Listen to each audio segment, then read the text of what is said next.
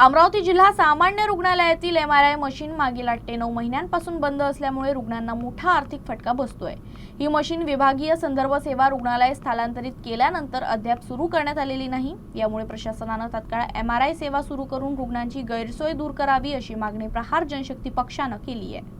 जिल्हा सामान्य रुग्णालयातील MRI मशीन मागील 8-9 ते महिन्यांपासून बंद असल्याने रुग्णांना मोठा आर्थिक फटका बसत आहे। मशीन स्थलांतरित करूनही सेवा अद्याप सुरू नसल्यामुळे रुग्णांना खासगी सेंटरमध्ये 8 ते 20 हजार रुपये खर्च करावे लागत आहेत। यावर प्रहार जनशक्ती पक्षाने संतप्त प्रतिक्रिया देत जिल्हा शल्य चिकित्सकांना निवेदन दिलं असून तात्काळ MRI सेवा सुरू करण्याची मागणी केली आहे। तसेच या विलंबामागे खासगी केंद्रांना फायदा होत असल्याचा संशयही व्यक्त करण्यात आला आहे।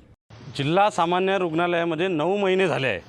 9 महिन्यापासून MRIची मशीन सँक्शन झाली आहे, ती सुपरमध्ये येऊन पडलेली आहे, पण ती मशीन अजूनही यांनी पाठपुरावा करून ती मशीन चालू केलेली नाही। आम्ही मागेही प्रहारच्या माध्यमातून आंदोलन केलं होतं, आजही 1 घंटा आम्ही ठिय्या आंदोलन केलं आहे प्रहारच्या।